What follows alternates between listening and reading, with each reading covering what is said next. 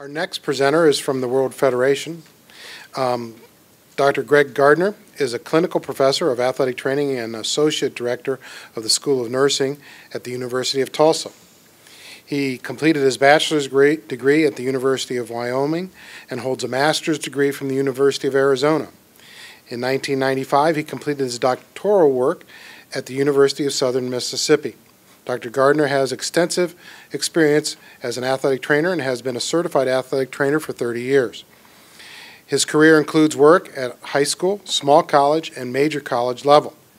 He served on the JRC-AT and remained with that group as it transitioned to CAD was completed.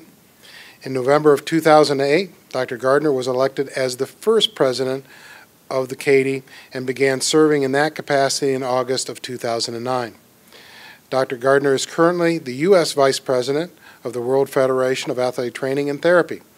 Dr. Gardner has served as a consultant to numerous athletic training education programs in the U.S. as well as internationally in Jordan and Ireland. He currently serves as an external accreditation reader for ARTI or the Athletic Trainer, Rehabilitators, and Therapists of Ireland.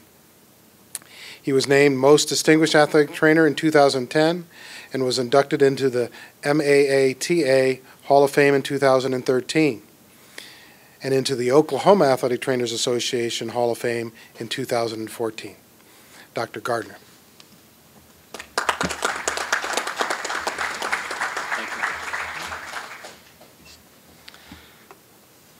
Well, thank you. It really is a pleasure to be up here. I started counting up the number of years that I've known the people I'm sitting up here with, and I got to 90 combined, okay, cumulative, not any one of them for 90, although maybe, I don't know. It is a pleasure to be here. Let me kind of go over what we're doing in World Federation right now. We've got one real big initiative we've got underway is developing educational program recognition, the process and the standards or the guidelines for programs outside of North America. And I want to kind of clarify that, explain what we're doing with that, and talk a little bit about those guidelines because it fits very well, I think, with the tone of this conference. Our initiative for this began in January 2012 at a World Federation strategic planning meeting. At that meeting, we had represented Ireland, the UK, Spain, Japan, Korea, Taiwan. The Board of Certification was there, the CAD was there, the NATA was there. At that point, this initiative kind of took shape that we wanted to develop this education program recognition process. That led to the establishment of this committee, which is our Education Program Recognition Committee. We took about 3 years getting to this point. On that committee, we have Dennis Valdez from Calgary, Fiona McVeigh from Dublin, Ireland, Danny Sanchez from Barcelona, Hiduki Izumi from Tokyo, and myself. This group met in May in Dublin, and at that point our recognition standards were ready to roll, and we were just fine-tuning them and fine-tuning the process. So here's our clarification. The education program recognition process from World Federation is about promoting athletic training and therapy, again, outside of North America. What you see in this room is really the gold standard. As we talk to people around the world, they really, really admire the U.S. model, and they want to establish a like model for athletic training, athletic therapy, rehabilitation therapy, whatever they're calling it. But there's quite a bit of a gap between where we're at and where some other countries are right now. So that's kind of that's our focus with this. to give direction and guidance to educational programs. We're going to act as a resource, and the end deliverable here is an external validation of their educational program. What we're starting with is credibility, not portability. Credibility is what our colleagues in Spain want for their educational programs. It's what our colleagues in Jordan want for their educational programs. Not yet portability. Portability is a much more complex issue, as we all know.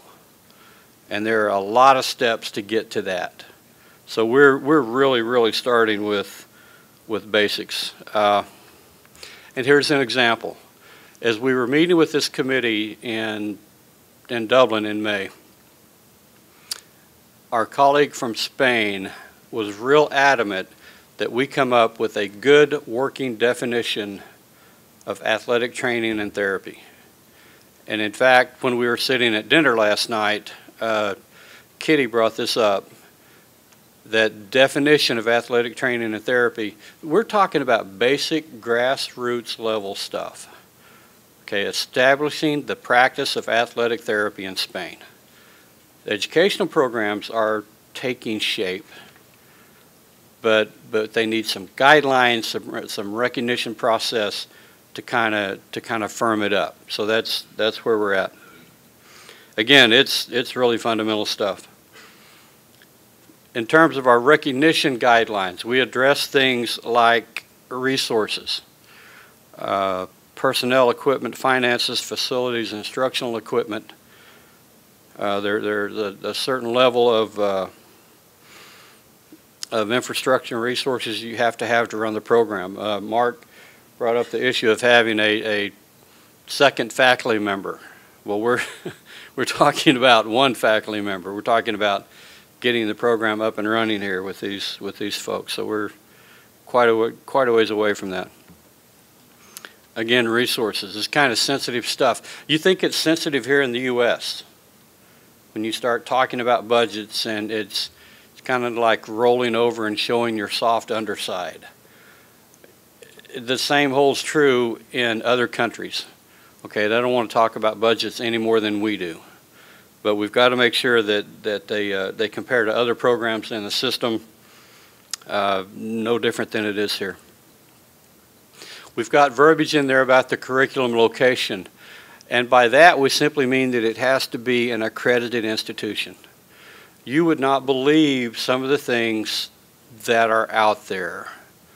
There is, I don't know whether you call it an outfit, an organization, a company, something that is headquartered in Toronto, sort of, but it operates primarily in Europe. It's the National University of Medical Sciences.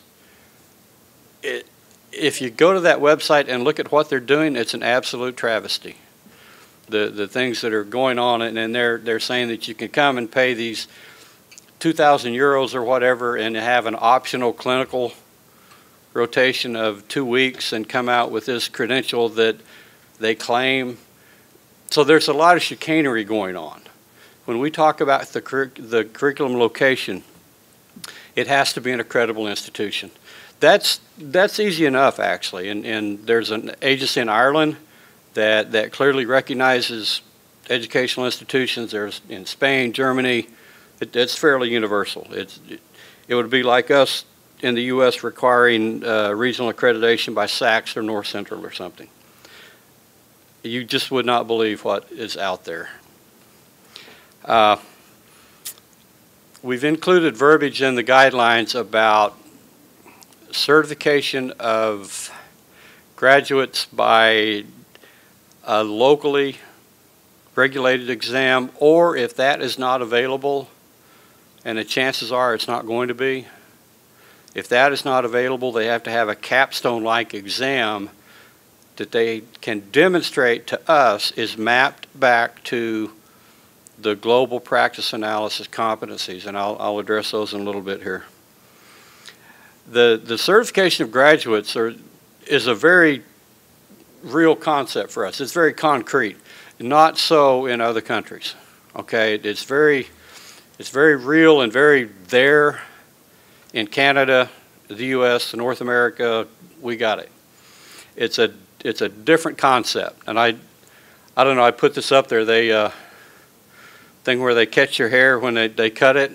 I would use that because when they cut my hair, I really want to know what they did with it, where it went. Sam, you know what I'm saying? Yeah, they lost my luggage. You know, fortunately, each room has a hairdryer, so I'm okay. It's a joke. It's not a good joke, but anyway. In a lot of other countries, really good examples are like in the UK. Simply holding the degree or the diploma is your right to practice. Okay, there's no certification exam. There is no capstone exam. Selling that concept to them is a bit different. I've had people say, why in the world would I do something like that? It seems like a lot of extra work. Yes. It's a quality measure. So there are a lot of new paradigms that we're crossing with this. I need to throw this bit in. As we're clarifying here, the World Federation is not in the business of accreditation.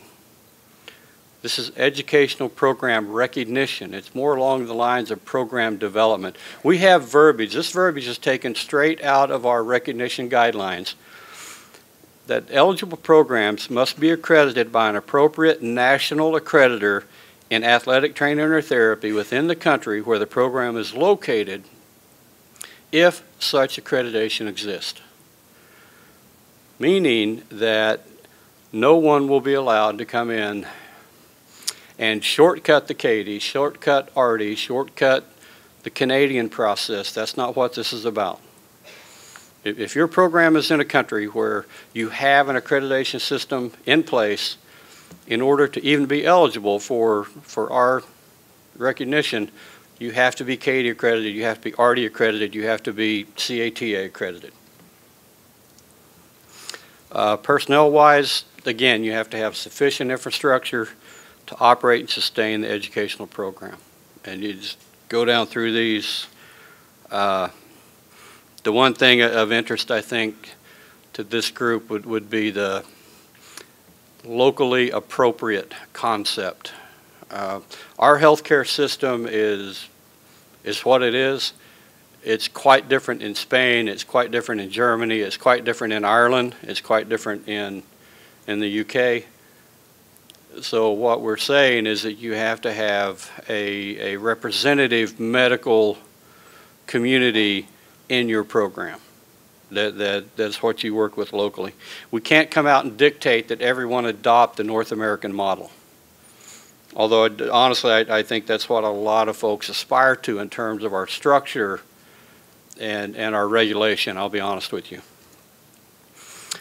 We are really working on facilities and equipment. We have verbiage in there, in the document, to the effect that you have to have X and X and X amount. It's really hard to get a handle on that. We don't want to go in and come across as telling one group of clinicians what you practice, that particular technique is not part of your program. You can't do that anymore. That's not what we're about. Okay, we want to let Taiwan be Taiwan. We want to let South Africa be South Africa and what makes them unique, so long as they're practicing and covering this core global content.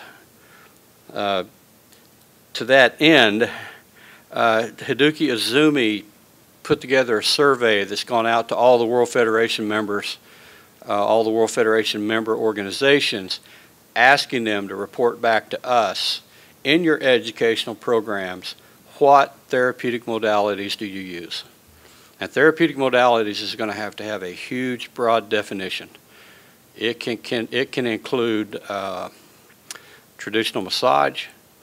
It can, whatever is locally appropriate. Okay, it has to include the core content, but you can also teach you other things that make you unique and appropriate locally. So that's ongoing. We've heard from Spain, Australia, New Zealand, Japan. I think Canada's working on theirs right now. This is the core of what we're asking from these programs, that they demonstrate that they're delivering the content outlined in the global practice analysis. That was developed by the Board of Certification, the World Federation, along with Canada, Japan, Ireland, Taiwan, Australia. I wasn't there. There might have been others there at that time. But that's going to be the core of that's the bottom line. Does this educational program deliver that content? To that end, coursework that covers risk management, acute care, pathology, assessment, diagnosis, general medical, human anatomy, therapeutic modalities, rehab, conditioning, psychosocial intervention, referral, goes on and on. Nothing unusual here. We learned a lot when we started talking with other programs about clinical and practical or clinical and field education. To begin with, we all understand clinical education, right? We understand that term. We're on common ground when we throw that term out. That's not the case worldwide. When you say clinical education in other countries, they think you're in a doctor's office. You're there in a clinic. So the first thing we had to do was just revise terminology. But clinical and practical education is definitely a part of this, something that where the student has the opportunity to acquire clinical skill, demonstrate clinical decision making, integrate knowledge and skill in patient care. We had a difficult time coming up with verbiage and a stance on supervision. We all clearly understand direct supervision in this country. It's radically different in Canada. You think it's different in Canada? Go to Ireland or the UK or Spain or somewhere else. It's a whole new ballgame. So our definition of supervision was that it be a level defined by national, state, regional, local, regulatory or credentialing agency. If that is not available, it has to be of a level that ensures patient safety and assures the educational nature of the experience. They're just, when you look at some of the faculty, some of the staffs we have to work with, when you look at our, and we're a small school, when you look at our football staff, you know, we have 3 certified athletic trainers, 2 team physicians, and 6 or 7 students. I mean, I'm always afraid that when an athlete's down on the field that we're going to trample them when we get out there to do the evaluation. It's like Grant taking Richmond sometimes. That's not present in other countries. You may have 1 faculty member, 1 or 2 staff members. It's a whole new ballgame. There's a pretty big segment on program evaluation that they have to have a formal outcomes plan, assessment plan, including student achievement of learning, completion of all competencies or content. Of interest down there, look at number 6. It says we're not taking a step backward. We're asking them to kind of document how much clinical or field experience their students are getting. We would just like to know initially. And I have no idea how it's going to come back. We'll see. I suspect it may be all over the shop. I just don't know yet. Again, this is a real grassroots level project. It is program development. It is not accreditation. For the first time, I think we finally got the World Federation, the BOC, the Katie, all on the same page, and I got to tell you, it really felt good because the first 3 years were kind of a struggle. At times we felt like the Lone Ranger. I'm not sure everyone knew what the other one was doing. I think we've got past that. I think we're at a point where we can finish this project, we can make it work. It'll be very, very good for the profession of athletic training in the U.S. and promote athletic training and therapy worldwide. I think it's going to take the World Federation, the Canadians, the Irish, the Spaniards, the whole world to get this thing going. But it has been certainly a lot of fun. I do appreciate your time. Thank you.